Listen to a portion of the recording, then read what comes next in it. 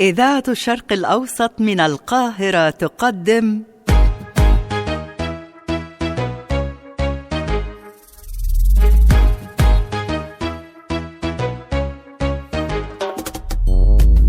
عالم عامل فلاح.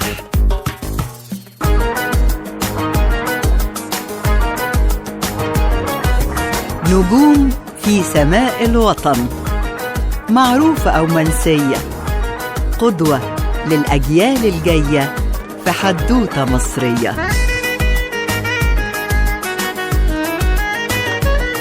حدوتة مصرية، حدوتة مصرية مع أحمد إبراهيم.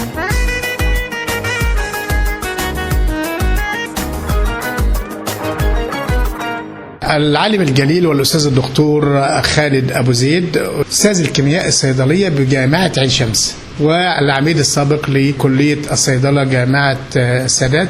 أهلا بسيادتك يا فندم، ضيف عزيز على إذاعة الشرق الأوسط. أهلا بحضرتك، أهلا بحضرتك يا أستاذ أحمد. وأساتذة وعلماء ومعامل ودكاترة من الشعب العامي ورجال سكر على مكاتبها بتدم بالروح لما تعامل. دكتور خالد بيه، يعني هو البرنامج حدوتة مصرية هو برنامج يستهدف بالأساس تسليط الضوء على العلماء وكل من يقدم خدمات جليلة للوطن في كل المجالات. بداية، من هو خالد أبو زيد؟ شكرا على تقديم حضرتك. أنا خالد أبو زيد، يعني أنا أستاذ الكيمياء الصيدلية بكلية الصيدلة جامعة عين شمس زي ما حضرتك تفضلت. أنا اتخرجت من صيدلة القاهرة سنة 1985 وتعينت معيد في صيدلة القاهرة، وخدت بقى الماجستير وبعدين الدكتوراه. سافرت أمريكا سنتين في جامعة كونتيكت، واشتغلت بقى في الكارير بقى البحثي في جامعة القاهرة لحد بقى ما نقلت صيدلة عين شمس. كانت لسه صيدلة عين شمس كلية جديدة، كانت فتحة سنة 95. أنا نقلت حوالي 2001 بعد ما خدت درجة الدكتوراه من القاهرة، وبدأ الكارير بقى بتاعي بإشرافي على رسائل بقى. كانت لسه يعني عدد أعضاء تدريس لسه في الكلية لسه ما فيش، يعني غير 2 كان في الكلية. فانضميت بقى إلى القافلة بتاعة عين شمس، ومن هنا بدأت بقى رحلة الأبحاث والتدريس طبعا، لأن التدريس ده أساسي يعني لدفعات الكلية من سنة 2001 لحد هذه اللحظة. أنا بدرس يعني في للطلاب اللي هو مرحلة ما قبل الدراسات العليا وبعد الدراسات العليا بدرس ليهم، ويعني وأشرفت على عدد من الطلاب بالماجستير والدكتوراه، مش بس كمان في صيدلة القاهرة وعين شمس، لا كمان في جامعات جديدة يعني حكومية، في دمنهور وفي جامعة قناة السويس وجامعة حلوان وكمان في الجامعة الألمانية. الحقيقة كنت بعتبر ده يعني واجب عليا ان انا اساعد الكليات الناشئة دي كمان، ان انا يعني يبقى فيه كادر من اعضاء التدريس يخرج ويقود المسيرة بعد كده.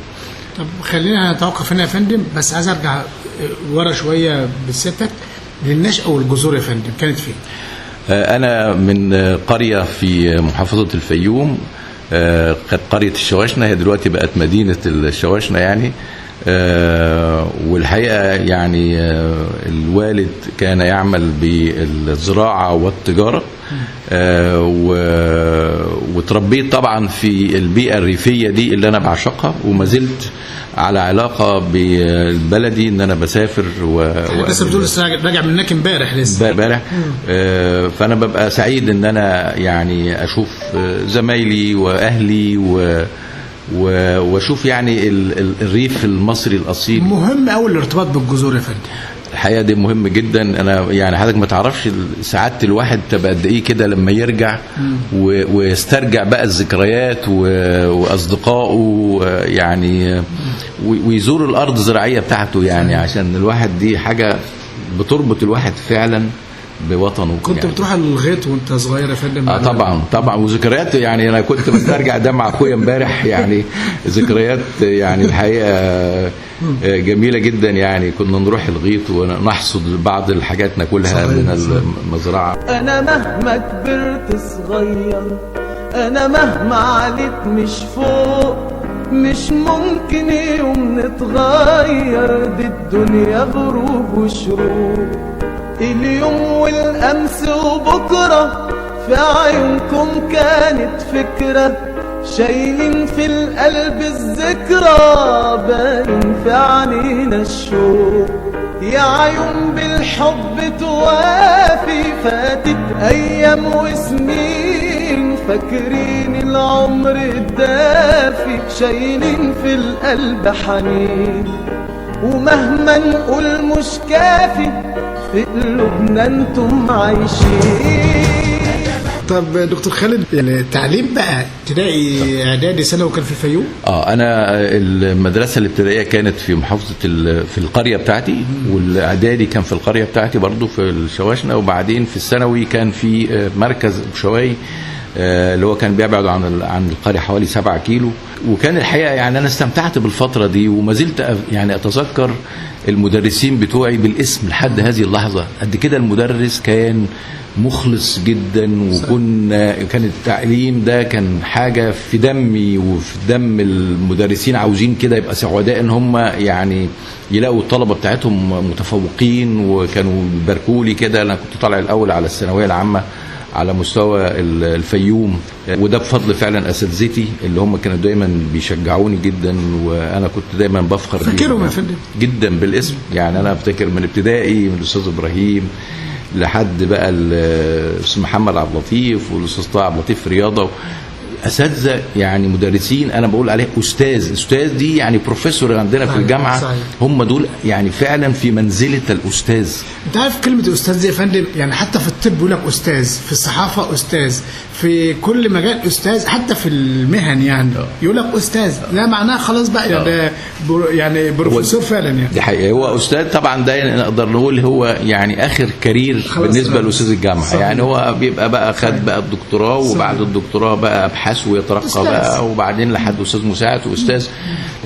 انا مش بعتبر طبعا الاستاذيه دي هي نهايه المطاف، ولكن هي بيبقى الخبره والتراكمات الخبره اللي اخذها الاستاذ يعني بتخليه مؤهل ان هو يعني يخرج جيل فعلا من واقع هذه الخبرات اللي اكتسبها. مستمعينا الاعزاء، الحوار متواصل مع الاستاذ الدكتور والعالم الجليل الاستاذ دكتور خالد ابو زيد، استاذ الكيمياء الصيدليه بكليه الصيدله جامعه عين شمس، والعميد السابق لكليه الصيدله جامعه السادات، ومؤسس ايضا كليه الصيدله جامعه السادات. دكتور خالد، كان حلمك تدخل كلية صيدلة، ولا المجموع اللي دخلك كلية صيدلة؟ كنت عايز تدخل طب مثلا، فالمجموع أثر معاك شوية دخلت صيدلة؟ دي يعني نقطة مهمة الحقيقة اللي حضرتك بتقولها دي كده يا أستاذ أحمد. أنا الحقيقة يعني كنت مقرر إن أنا أخش كلية صيدلة وأنا في أولى ثانوي. يعني حضرتك كان الناس كانت تستغرب، يعني طب ليه ما تخشش طب؟ يعني أنا لما جبت مجموع أيام أنا جبت 94.5%، دي ايامنا سنه 80 دي كانت طب ساعتها كانت بتاخد من حاجه و85 او حاجه مع بعض. فكانوا زمايلي يعني استغربوا جدا، ازاي ما تخشش طب؟ قلت لهم انا بحب الكيمياء وانا عايز المجال ده وبحب الدواء، ويعني وهو ده المجال اللي انا فعلا بعشقه يعني. وده انا حتى استغرب دلوقتي لما الاقي بعض الناس الطلبه يعني في بعضهم يقول لك انا مش عارف اخش ايه يعني. لا انا كان الموضوع عندي ما فيش محدد من بدري بالظبط. فرق معاك طبعا. يعني طبعا يعني هو لما بتخش مجال انت بتحبه يعني اكيد انت بتنبغ فيه يعني. صحيح. ودي مهمه جدا يعني. عارف يعني قصه حضرتك ان الواحد بالمجموع والمجموع اللي وداه كليه مش على مزاجه وكده، يعني دي يعني بتؤثر سلبي الحقيقه على ادائه يعني وعلى مستقبله يعني المهني. فانا الحمد لله كنت محظوظ ان انا دخلت المجال اللي انا بحبه يعني، وما زلت بحبه وبعشقه لحد هذه اللحظه. انت حضرتك قلت جمله مهمه قوي، يعني لما بتدخل المجال اللي انت بتحبه بتبدع فيه. طب لو انت ما دخلتش المجال اللي انت بتحبه، حب المجال اللي انت دخلته عشان تبدع فيه. دي حقيقه. بص حضرتك، هو طبعا لو انت بقت يعني اضطريت تخش مجال يمكن مش هو الاولويه نمبر 1 يعني. عندك فانت لازم تشتغل بقى على نفسك، لازم تطلع، لازم، لانه انت ممكن برضه حضرتك في ناس دلوقتي بتعمل لك كارير شيفت، يعني يغير المجال بتاعه اللي اتخرج منه، انما ممكن المجال اللي انت حضرتك ما كنتش حابه بنسبه 100%، يعني انت تقدر تشوف نقاط القوه اللي عندك في هذا المجال وتقوي نفسك. عشان كده يقول لك ايه، ان لم تعمل ما تحب فحب ما تعمل. بالظبط كده، بالظبط كده. ما زالت الفرصه ان الواحد يتعلم ويفضل يتعلم، ومجالات تانية اعتقد دي لا تنتهي. عاش الطالب يوم ما طلب العلم كتاب وسلاح، عارف العلم وسيلة تحقق غاية كل نجاح، واسمعنا بيقولها قوية في الإعداد وفي الكلية، واسمعنا بيقولها قوية في الإعداد وفي الكلية. العلم سلاح جبار بيحول ليلنا نهار، يسعى للنور بالنور ويواجه النار بالنار. حيوا معايا قولوا معايا عاش الجيل الصاعد. انا عايز اتكلم عن البيت اللي اتربيت فيه، الاسره اللي اتربيت فيها. انت حضرتك قلت الوالد كان بيعمل بالزراعه والتجاره، الاخوه والاخوات يا فندم والوالده، الناس اللي هم خرجوا هذا المنتج المحترم. حقيقه والدتي ربنا يديها الصحه، هي لسه يعني على قيد الحياه يعني، وهي الحقيقه انت عارف حضرتك الامهات زمان والوالد يعني أنا أخ ل8 من الشقيقات والأشقاء. فتخيل حضرتك يعني الأم كانت مدرسة فعلا، كانت قد كده إن هي يعني تربي العدد ده. والحمد لله يعني أنا يعني أخويا في منصب برضو مهم، وأخويا الآخر برضو يعمل في مجال التعليم، واخواتي كلهم متعلمين كليات تربيه يعني في الفيوم. الحقيقه يعني الثمانيه التحقوا بالتعليم ايا كان بقى درجات التعليم، بس ولكن الثمانيه كله طبعا كله. فده حضرتك يعني مجهود غير طبيعي يعني. وطبعا انت عارف حضرتك في القرى والارياف انه الام دي هي الدينامو بتاع البيت، كل حاجه يعني انت حضرتك البيت تصحى من الفجر كله، يعني انت من بدايه من الخبيز العيش لكل حاجه صحيح. يعني هي ما بترتاحش الا ساعه ما تيجي تنام. الحقيقه يعني دايما بقعد لما بروح اقعد افكرها بده، يعني يعني هي بتحس ان هي مبسوطه ان هي بتسترجع يعني. ايوه هي كانت سعيده ان المنتج بتاعها في النهايه بقى بالشكل ده. وهي يعني بتفتخر بينا، واحنا بنعتز بيها لان هي لها فضل علينا كبير جدا. ان هي يعني الحقيقه ما كانتش بتاخر عننا، وكانت بتساعدنا وتوفر لنا الجو اللي احنا نذاكر. ست الحبايب يا حبيبة يا أغلى من روحي ودمي، يا حنينة وكل كتيبة، يا رب خليك يا أمي، يا رب خليك يا أمي، يا ست الحبايب يا حبيبة يا حبيبة وحبيبة. دايما اقول دكتور خالد ان الامه المصريه لا مثيل لها في العالم، يعني هي بتفني حياتها من اجل اولادها، مش بس اولادها، ممكن كمان من اجل احفادها.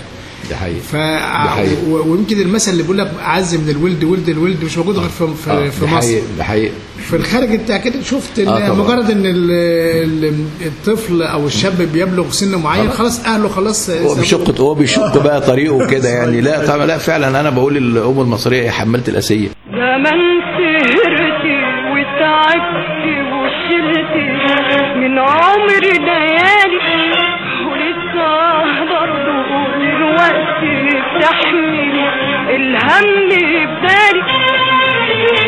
انام وتسهري وتباتي تفكري، انام وتسهري وتباتي تفكري، وتصحي من الليل وتيجي تشقري، يا ربي خليكي يا امي، يا ست الحبايب يا حبيبه يا حبيبه وحبيبه. يعني وخصوصا كمان الجيل اللي قبل كده فعلا، يعني ان الاحفاد بيبقوا بالظبط كده زي اولادهم. يعني فالولاد بيشتغلوا مثلا وما عندهمش وقت فبيسيبوا. ننتقل من الاسره الكبيره للاسره الصغيره. تحب تتكلم عن اسره سيادتك؟ انا زوجتي برضو كانت معايا في نفس الكليه، خرجنا من صيدله القاهره، وكنا برضو احنا الاثنين من الاوائل، وتعينت برضو معيده ولحد ما حصلت على الدكتوراه. بس هي قررت ان هي تشتغل في مجال بقى يخدم الصناعه. يعني فهي اشتغلت في شركه ادويه في تسجيل مجال تسجيل الدواء، وشقت طريقها يعني، وكانت يعني لها انجازات كويسه في احد شركات الادويه، وسجلوا ادويه كتير، واشتغلت كمان في كمستشاره بعد كده في مجال براءات الاختراع اللي هي في مجال الدواء. بس ما كانش مجال التدريس.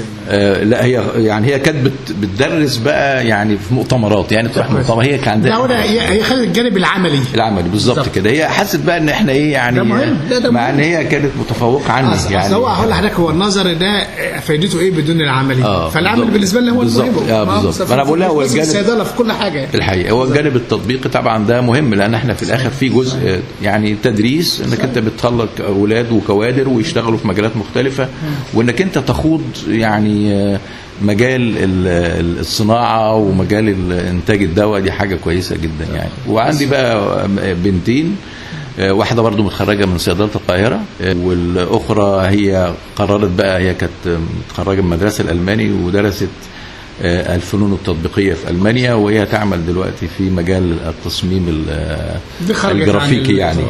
هي برضو احنا بص حضرتك، هو احنا انا مع انه هو الطالب يشق طريقه حسب هو تطلعاته. انت سبت له حريه الاختيار بالظبط كده. تمام. مستمعينا الاعزاء، الحوار المهم متواصل مع الاستاذ الدكتور خالد ابو زيد، استاذ الكيمياء الصيدليه بكليه الصيدله جامعه عين شمس، والعميد السابق والمؤسس لكليه الصيدله جامعه السادات. عايز انتقل لمراحل اخرى في حياه حضرتك ومحطات مهمه يا فندم، لعل من اهمها ان حضرتك احد المؤسسين لكليه الصيدله جامعه السادات، وكان مهم قوي ان انت حضرتك خبرتك انك انت لا تقتصر داخل جدران جامعه عين شمس، ولكن تخرج الى الجامعات الاخرى. الحقيقه هو طبعا حضرتك انا اكتسبت الخبرات دي اساسا من صيدله عين شمس. انا كنت اشتغلت في الكليه هنا وكيل كليه لشؤون الطلاب لمده 8 سنوات، لفترتين 6 سنوات، ومسكت رئيس القسم. والحقيقه وشاركت بقى كمان، كنت ماسك كمان وظائف زي مدير وحده الجوده في الكليه لحد ما اخذنا الاعتماد. واسستنا مراكز ابحاث يا فندم في جامعه عين شمس. بالظبط. وفي عندنا مركز الاكتشافات الدوائيه اللي هو موجود عندنا هنا في الكليه، ده كان نتاج مشروع تقدمت بيه مع الزميل الدكتور عبد الناصر سنجاب، وتقدمنا لهذا المشروع واخذنا المشروع ده كان حوالي 10 مليون جنيه وقتها من زمان طبعا، ده من سنه 2012. وانشانا يعني مركز تميز في الكليه، وده من المراكز الحقيقه اللي لها يعني سمعه ولها دور ريادي في جامعه عين شمس كلها، بما تحويه من اجهزه متقدمه جدا قدرت تساعد يعني العديد من الباحثين، مش بس في صيدله عين شمس ولكن في كل الجامعات المصريه الاخرى. وتقدمت ولسه واخد مشروع تاني مع US Egypt الولايات المتحدة، وده مشروع مشترك مع جامعة تكساس A&M، وده من المشروعات برضو اللي الواحد يعني سعيد ان احنا اخدناها، لانه طبعا المشروعات دي عارف حضرتك بتجيب دخل عشان نصرف على ابحاث الطلاب بتوعنا. يعني دلوقتي تعرف حضرتك انه الموضوع في العالم كله بحث علمي مكلف في العالم كله دلوقتي. اي فند كده او دعم بيجي لك من واقع تقدم مشروع تنافسي يبقى يتنافس مع مشروعات كتيره، وبعدين تاخد المشروع وتقدر من خلاله بقى تجيب الكيميكالز والاجهزه اللي تفيد طلاب البحث العلمي. كل التراكمات دي من الخبرات، يعني انا كنت حابب ان انا انقل ده برضو لمكان تاني. يعني فكليه الصيدله جامعه مدينه السادات من اليوم الاول انا كنت بروح بساعد زميله اللي هي كانت موجود معايا قعدت سنه وبعدين هي راحت معاش، وانا كملت المسيره وكنت معاها بقى في شؤون الطلاب والاعداد من اليوم الاول. فالحمد لله يعني احنا دخلت بقى في التعيينات حتى اعضاء التدريس والمعيدين، اختيارات رائعه الحقيقه. والكليه دلوقتي انا لما تركت الكليه انا خرجت دفعتين قبل ما امشي، فالحقيقه كنت سعيد جدا انه المعيدين بقى واعضاء التدريس يعني كواليفايد، ناس يعني عندهم خبره وادائهم العلمي متميز، وما شاء الله يعني هم عاملين سمعه في كل جامعه مدينه السادات لحد دلوقتي يعني. انت لقيت ان ده واجب على سيادتك يا فندم انك انت تقدم خبرتك لجامعه حكوميه اخرى، رغم ان كان ممكن يبقى قدامك فرص في جامعات خاصه داخل او خارج مصر تحقق فيها ارباح او عائد مادي كبير؟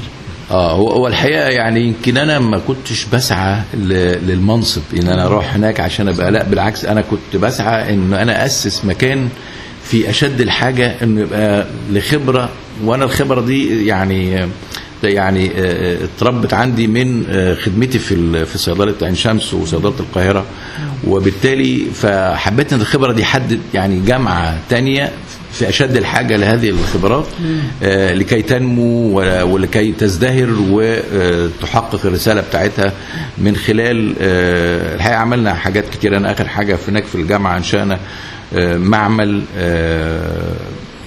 بحثي للقياسات وهو معتمد، وده من المعامل القليله اللي في كليه الصيدله اللي هو معمل بحثي معتمد. هو بحثي ولقياسات ويقدم خدماته لشركات الادويه. وكثير بقى طبعا من من الانجازات في يعني انشاء الكليه وانشاء المعامل وتعيين اعضاء التدريس من خلال اعلان يعني شفاف واختيارات الحمد لله كانت كلها الحمد لله اختيارات جيده يعني. حبيت بلدي وعشان بلدي انا عايزك تكبر يا ولدي، واشوفك بتعمر فيها وبتزرع ورد في صحريها، واشوفك بتعمر فيها وبتزرع ورد في صحريها، وبتبني مصانع يا ولدي تغنيها وتسعد اهاليها. أستاذ الكيمياء الصيدلية بكلية الصيدلة جامعة عين شمس، أستاذ دكتور خالد أبو زيد، مؤسس وعميد كلية الصيدلة بجامعة السادات السابق. عايز أنتقل يا فندم إلى برضو مراحل مهمة في حياة حضرتك العلمية، يمكن على العام الرابع أو الخامس على التوالي على ما أذكر أن يتم اختيار سيادتك من ضمن أفضل 2% من علماء العالم. هو الحقيقة يعني هو ده كان يعني ظهر أخيرا كده زي ما نقول بحث من جامعة ستانفورد. هم يعني في كده قواعد بيانات، القواعد البيانات دي بتقدر ترتب الباحثين على مستوى العالم طبقا بقى في عوامل كتيرة، منها الأبحاث بتاعتهم وجودة الأبحاث والاتش اندكس اللي هو معامل هيرش، ومدى السايتيشنز اللي هي استشهادات الآخرين بالأبحاث بتاعتك، يعني مجموعة عوامل كتيرة يعني. فالحقيقه انا يعني كنت محظوظ ان انا ما كنتش عارف يعني انه هو ده بيجي اختيار مش تقديم يعني مش بتقدم. لا خالص. يعني انا يعني اتفاجئنا انه ده نزل يعني البحث ده نزل، ولقيت يعني اسمي من ضمن الناس الموجودين في مصر وفي جامعه عين شمس. فالحمد لله. وطبعا ده يعني نتيجه بقى تراكمات وابحاث وسفر. يعني انا برضو يمكن من الحاجات اللي دايما بهتم بيها موضوع السفر والسفر ان الواحد يتعلم بس. فالحقيقه الواحد يعني ممتن جدا للسفر بتاع الواحد. سافرت امريكا سنه 92 ل 94 وايامها انا حتى الاستاذ المشرف بتاعي هناك يعني بيقول لي انت هترجع ليه؟ اقعد كمل معانا شغل يعني انت اكتسبت خبره وتقعد في امريكا يعني. هو لو شايف انك انت متميز ما كانش عرض عليك العرض ده. فقلت له بص حضرتك انا جاي هنا عشان عندي رساله ان انا اتعلم وارجع بلدي عشان اعلم بعد كده اللي هم الطلبه بتوعي بقى اللي انا هبقى مشرف عليهم وكده. وده دايما والله الرساله دي انا دايما دي القضيه مهمه قوي يا فندم، لان معظم الناس حاليا اللي بيروح وخاصه المتميز منهم غالبا ما بيرجعش. دي حقيقه والله. انا دايما وصيتي اقول للطلبه بتوعي اقول لهم بصوا يعني تسافروا تتعلموا، وبرضه هو انت بتتعلم علم وبعدين برضه بتتعلم حاجات كتيره، خبرات كتير، وبعدين ارجع بقى بلدك عشان تعلمهم يعني ليه؟ لانه انا لما رجعت بصراحه كنت حسيت ان انا قبل ما اسافر حاجه وبعد ما رجعت حاجه. انا ما بقللش من قيمه التعليم هنا انما انا بقول انه برضو انت بتشوف مدارس علميه مختلفه وتشوف يعني مجالات مختلفه جدا. فالحقيقه فطبعا ده كان له تاثير ايجابي جدا على المسيره العلميه بتاعتي. المصريين هم في الدنيا اول امه، المصريين هم في الدنيا أول أمة، متحضرين ومؤمنين. المصريين هم حيوية وعزم وهمة، المصريين هم حيوية وعزم وهمة، جيل بعد جيل متقدمين. المصريين المصريين المصريين. ودول أخرى. وسافرت ألمانيا، كان في مهمة علمية، سافرت مرتين، وتاني مرة دي كان الأستاذ اللي كنت سافرت له هو اللي بعت لي الدعوة عشان أسافر هناك عشان أكمل مشروع يعني كنت بدأته في المرة الأولى يعني. احنا لنا أكتر من 150 بحث أظن منشورين في مجلات دورية محلية ودولية. هو أنا عندي يعني 160 بحث منشورين، 129 منهم في مجلات انترناشونال اللي هم سايتد بقى في سكوبس، وعندي براءة اختراع منشورة أمريكية وواحدة أوروبية، والحقيقة وتقدمت يمكن 14 براءة اختراع لأكاديمية البحث العلمي من 2012 لحد دلوقتي. بس هو تقييم البراءات الاختراع عليه ويتنج ليست كتير وخصوصا البراءة اللي خدتها كانت عن ايه يا فندم؟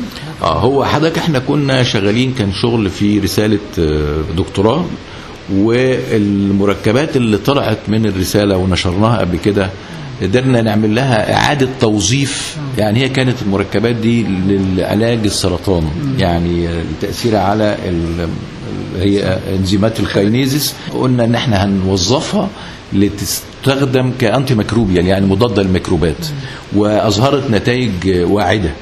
فده كان الحقيقة، وده كان أول مرة ان احنا نستعمل المركبات دي بالصيغة البنائية بتاعتها عشان تعالج. وتم استخدامها كاستخدام تطبيقي يا فندم. هو بص حضرتك، هو احنا دايما بقى بتبقى مشكلتنا ايه في البحث العلمي، وخصوصا في بيسموها الاكتشافات الدوائية في مصر. يعني طبعا دي قضية انت عارف حضرتك العالم كله بيعتمد بصفة أساسية على اللي يسموها المركبات العضوية الصغيرة كعلاجات. علاج الاكتشاف الدواء ده بيمر بمراحل كتيرة جدا ومكلف جدا. صحيح.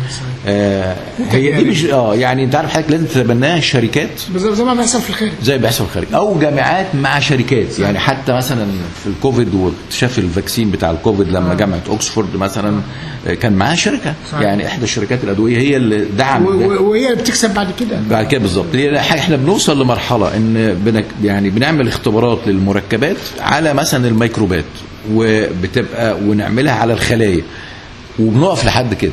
أيوة. يعني تخرج للجانب التطبيقي، تخرج بقى الجانب التطبيقي بقى عشان تجرب حاجه بقى على الحيوانات والحيوانات الكبيره ثم الانسان. صحيح. الموضوع ده يعني محتاج طبعا. وهنا بقى ايه تاتي اهميه المجال اللي بتشتغل فيه المدام عند حضرتك اللي هو المجال التطبيقي العمل. بالظبط. فالحقيقه احنا ممكن نوصل ان احنا نعمل، عشان كده كنت دايما بهتم دايما ان انا بقدم براءه اختراع. ليه؟ يعني بحمي الشغل ده عشان بعد كده مستقبلا ما استفدناش بيه دلوقتي بعد كده الدوله تستفيد. بالظبط كده. فنتمنى ان احنا يبقى عندنا دواء مصري. يعني طبعا احنا عندنا مجال الدواء في مصر، يعني عندنا عدد شركات ما شاء الله يعني، بس هم بيعملوا حاجات جينيريك. يعني جينيريك يعني بدائل للادويه اللي موجوده، يعني ماده خام والماده الخام دي بيصنعوها في يعني منتج. في تكريمات يا فندم، في جوائز داخليه خارجيه؟ والحقيقة أنا خدت السنة اللي فاتت جايزة عين شمس التقديرية، وطبعا يعني كان التكريمات كلها عشان النشر العلمي. يعني تقريبا كل سنة تقريبا بيبقى في كان احتفال في الجامعة، وبنتكرم من رئيس الجامعة على النشر العلمي. يعني برضه بفكر حضرتك بتكريم معين الناس كلها شافته على السوشيال ميديا، لاخر يوم ليك في كليه الصيدله جامعه السادات، لما فوجئت بالطلبه واعضاء التدريس عاملين لك احتفاليه خاصه، كانت فعلا رساله او لفته طيبه. يعني هي لها معنى كبير ان احنا بنقول للرجل ده متشكرين على كل اللي انت عملته، غير ناس تانية الناس ما بتصدق ان هو يخرج معاش يعني. والحقيقه طبعا هو دي كانت يعني لفته، وكانت لفته مؤثره جدا، لان زي ما حضرتك بتقول انه الواحد في نهايه الكارير بتاعه يعني هم ما حدش ملزم ان هو ولا صحيح يحتفي بيك ولا يكرمك وكده، انما ولا شبهه نفاق ولا اي حاجه خالص. ان الحقيقه يعني هي كانت، انا كنت مستشعر ده من القلب، لان انا كانت علاقتي بالناس كلهم ان انا ببقى عايز اساعدهم، عاوزين يعني هم اتعلموا مني كتير، وهم لحد دلوقتي انا ما زلت بروح هناك يعني عضو في مجلس الكليه، وهم يعني اصروا ان انا افضل عضو في مجلس الكليه من الخارج يعني. وببقى سعيد جدا لما بروح هناك الحقيقه. فهو الحقيقه ده كان موقف مؤثر، وانا اتفاجئت بيه كده وانا رايح الكليه اخر يوم، والحمد لله يعني ان هو يبقى في بعد نهايه الكارير ده ان الواحد قدر يعمل حاجه في المكان ده. عشت بتهدي مدى الاجيال، افضل ناجحه في كل مجال، يبقوا مثال للاعمال اللي تشرف سمعه مصر، يبقوا مثال للأعمال اللي تشرف سمعة مصر. يا بلدي يا مصر يا بلدي، مصر مصر مصر مصر تعيش يا مصر، مصر تعيش يا مصر.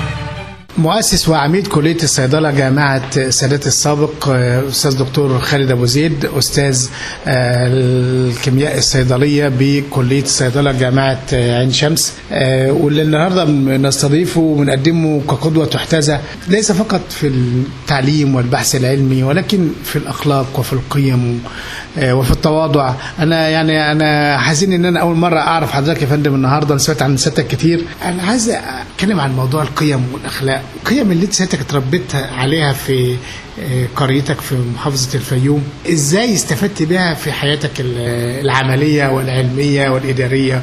والله حضرتك هو يعني الإنسان بلا قيم فهو يعني لا يصلح لأي حاجة. يعني أنا تعلمت القيم دي وتعلمت خدمة الآخرين، دي مهمة جدا، إن يعني أساعد واخدم وانس ان انا طلب مني حاجه هتساعد حد، انا لا يمكن اتاخر ابدا.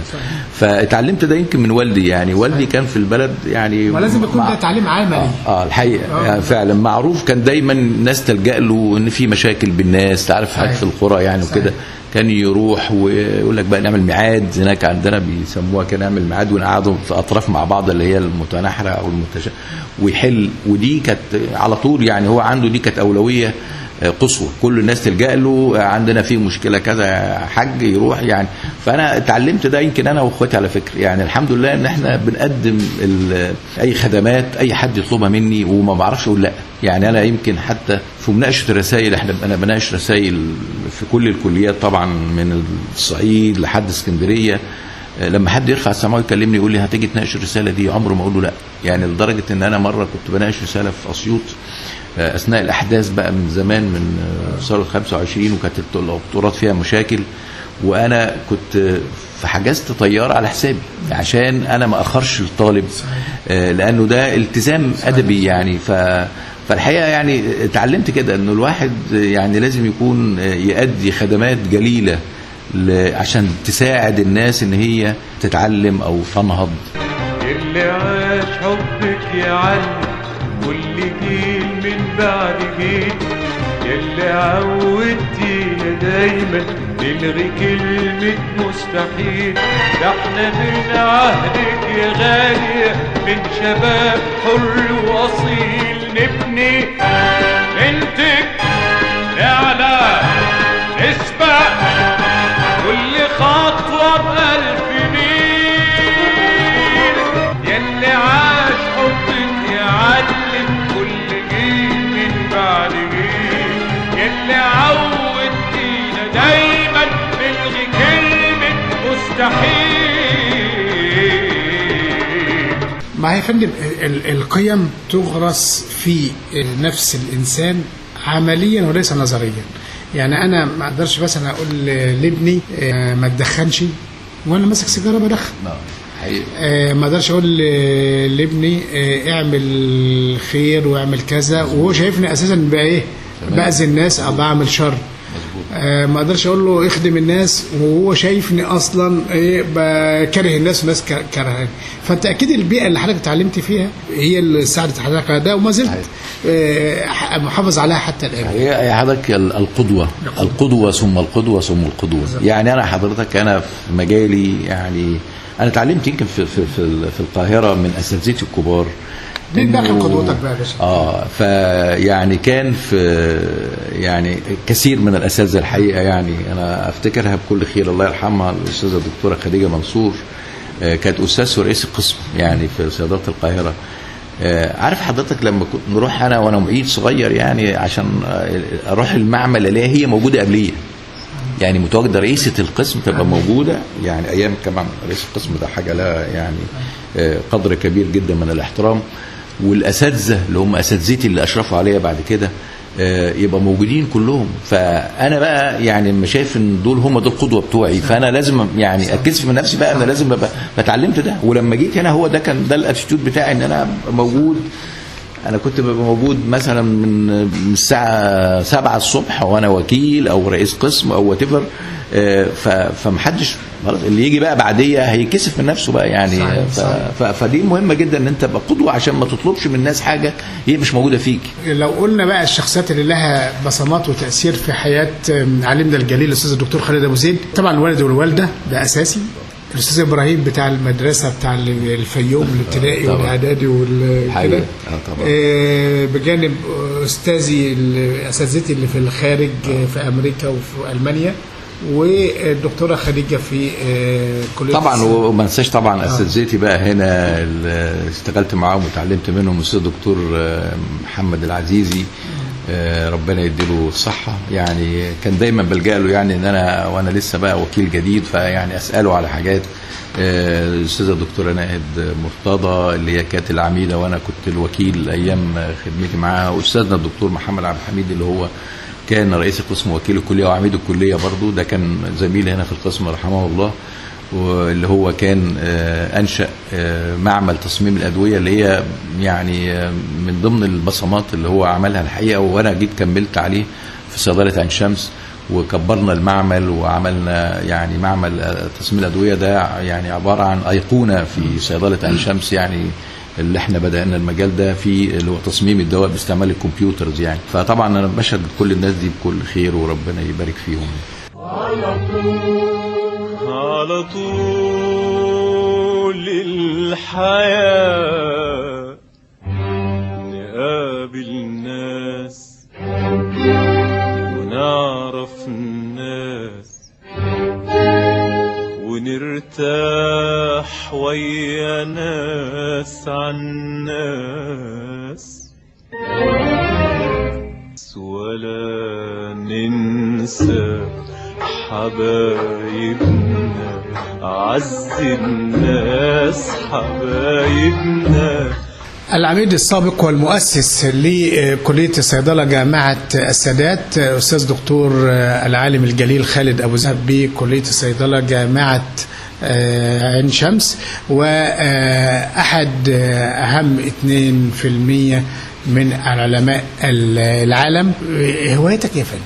الحقيقة طبعا أنا يعني هوايتي إن أنا مش تتخيل يعني غير الرياضه ان انا اتمشى يعني انا بحب امشي كويس يعني ده صحه مش رياضه المفروض تبقى صحه انما هوايتي ان انا اساعد الناس. انا بعتبر دي يعني عارف حاجه ابقى سعيد جدا ان انا اقابل يعني عارف حاجه ان انا اقدر اساعد حد ولما قابله بعد كده ويقول لي فاكر يا دكتور لما حضرتك يعني انا قابلت مره ولية امر كنا في احد المطاعم يعني ما اعرفهاش يعني مش فاكرها يعني فبتقول لي ده ابني وانت وكيل وقفت معاه وكان عنده ضائقه صحيه والحمد لله وقف على. قلت لها طب هو فين دلوقتي اتخرج وبقت كويس واحنا بندعي لك كلنا يعني ده يعني احد الامثله. انا ببقى سعيد يعني فهو يعني خدمه الناس دي بالنسبه لي هي حاجه من الحاجات اللي بترضيني وتبسطني جدا يعني ان انا اساعد الناس يعني. ربنا يبارك في ستك يا فندم. هي فعلا حتى زي ما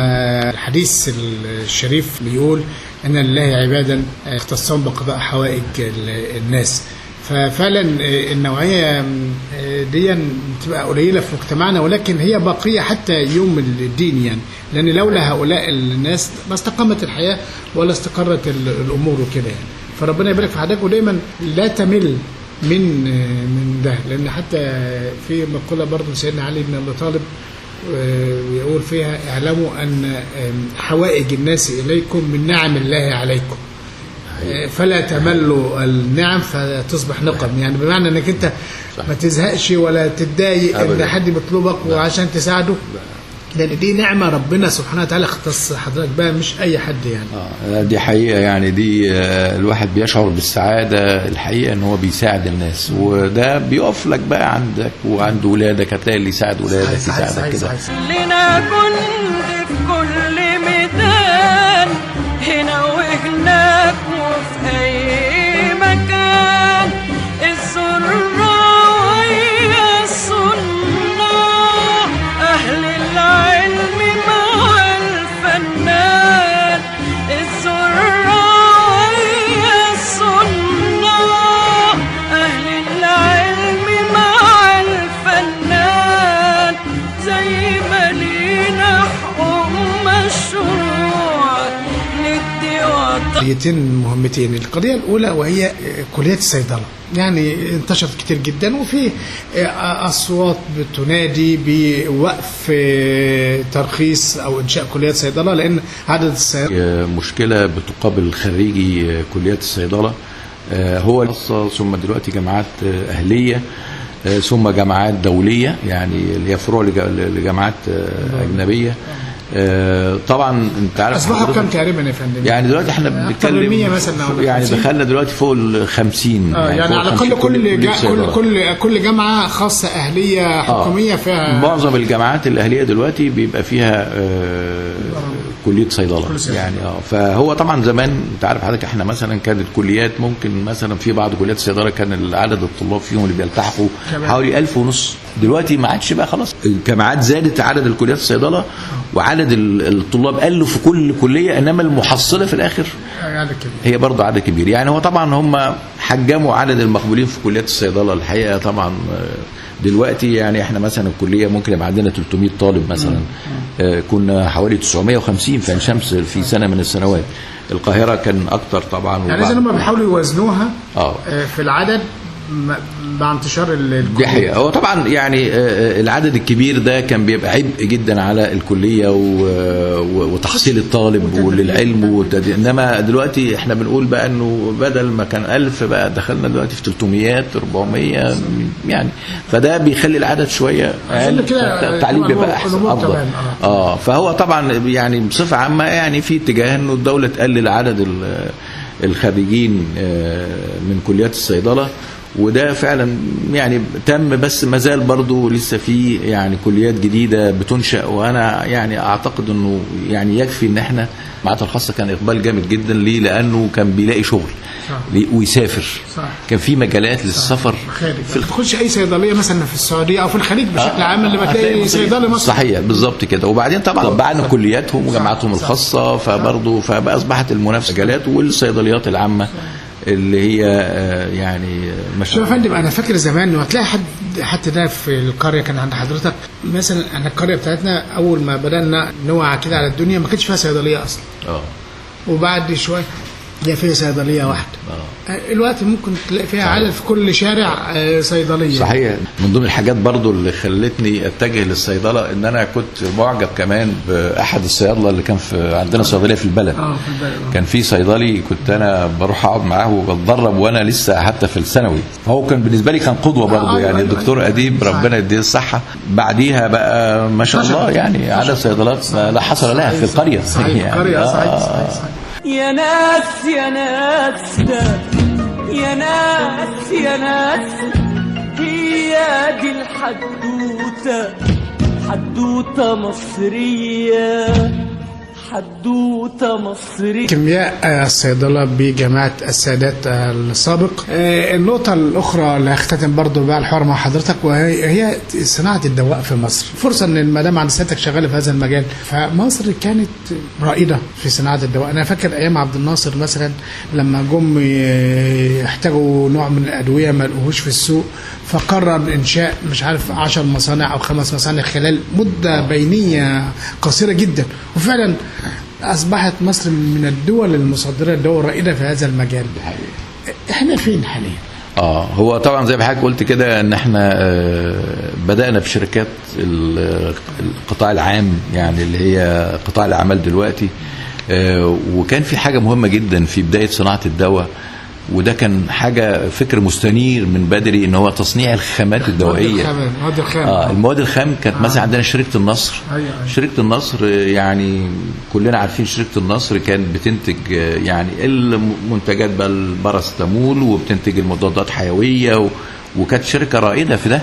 فندم ده النصر، ده شركة النصر دي يعني لازم يتعمل عنها حاجة، يعني النصر في الدواء، النصر في السيارات، النصر حتى في الإطارات، النصر في يعني حاجة حقيقة. لا دي يعني شركات كلها شركات رائدة حقيقة، يعني زي ما حضرتك بتقول، يعني مش مجرد بس الدواء، لا وشركة النصر احنا كان عندنا العربيات النصر ودي كانت يعني المكون المحلي بتاعها كان بيبقى عالي جدا.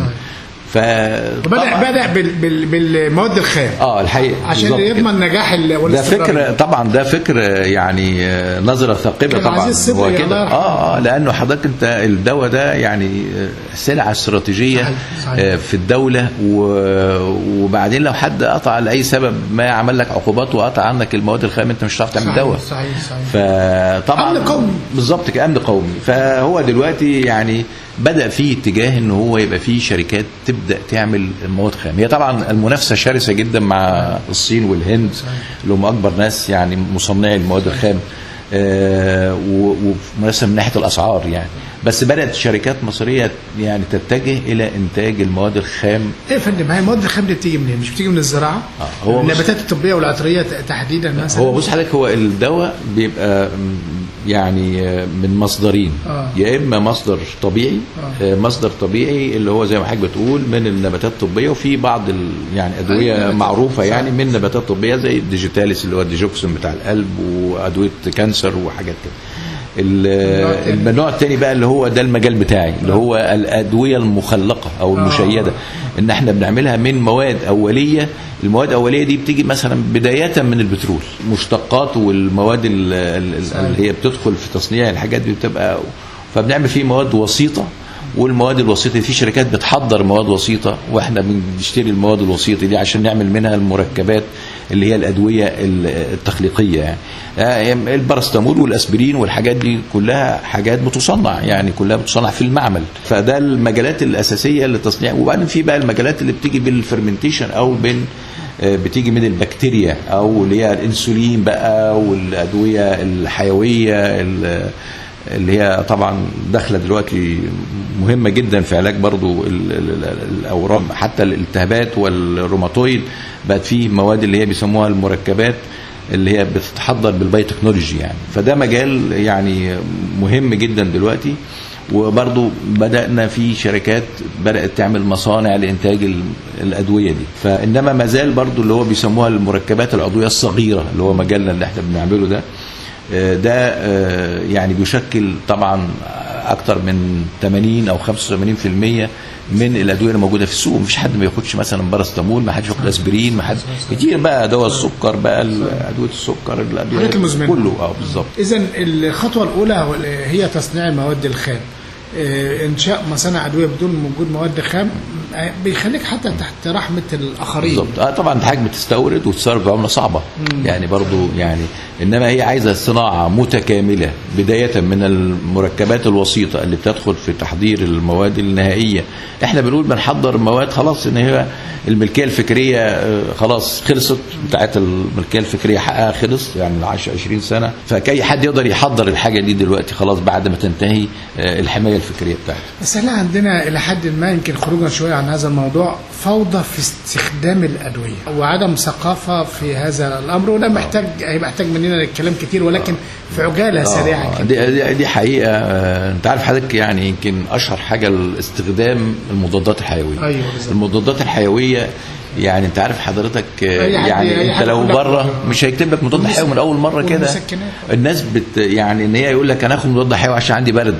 يعني ده بيشكل عبء كبير جدا على المنظومه. ليه؟ لانك انت بتلاقي البكتيريا والميكروبات دي بتاخد مناعه بعد كده فدي مشكله، والمشكله دي هتبقى هتؤرق العالم على فكره في يعني وحاليا وقدام برضه. بس احنا عندنا في شويه زياده، يعني المسكنات والمضادات الحيويه اي واحد بيروح للصيدلي يقول له هات لي كذا خلاص. ودي طبعا هو في ادويه اسمها ادويه الاو تي سي اللي هي اوفر ذا كاونتر، او اللي ممكن الصيدلي يوصفها، اللي هي بتبقى معروفه ومتعارف عليها وادويه تبقى ادويه بريسكريبشن، يعني بتصرف بروشته طبيه من دكتور.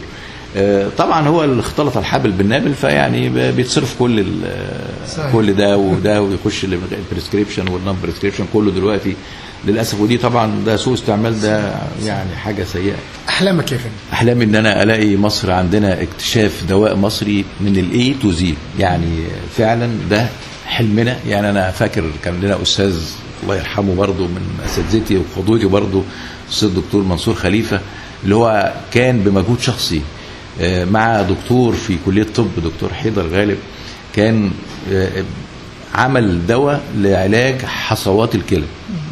الدواء ده سموه شام، وانتجته شركه النصر، صنعوا الماده الخام، والدواء ده اتسجل، قعد سنين عشان يعملوا ده بمجهود وده نزل السوق فعلا يعني. انما ده بمجهود شخصي، فاتمنى ان احنا يبقى عندنا شام 2 و3 و4 ونقدر نعمل ده، وتكاتف الدولة مع شركات الأدوية ومع الجامعات نقدر نعمل ده على فكرة. يا رب تحقق أحلامنا في أمان وسلام علشان مصر، والعز يفض على أيامنا ويكتر قدام، ونعيش مصر والأيام تحللنا وإنه الكل أملنا، والأيام تحللنا وإنه الكل أملنا بنتيجة أعمالنا. الله نقدر نعمل طالما ان عندنا الاراده ان شاء الله ان احنا نعمل. علمنا الجليل الاستاذ الدكتور خالد ابو زيد، استاذ الكيمياء الصيدليه بكليه الصيدله جامعه عين شمس، ومؤسس وعميد كليه الصيدله جامعه السادات سابقا. على المستوى الشخصي سعيد جدا جدا بلقائي مع حضرتك، اتمنى لك التوفيق، ربنا يبارك فيك، قدمناك قدوه تحتذى في كل شيء، في التعليم، في البحث العلمي، في الاخلاق، في التواضع، في الاحترام، ربنا يبارك فيك وتظل تعطي لبلدك. ألف شكر يا أستاذ أحمد، وأنا سعيد بهذا اللقاء، وربنا يقدرنا كده إن احنا نخدم بلدنا إن شاء الله. الأسبوع القادم نلتقي.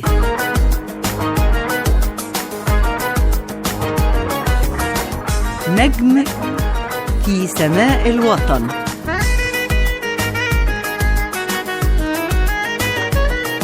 وحدوتة مصرية جديدة مع أحمد إبراهيم.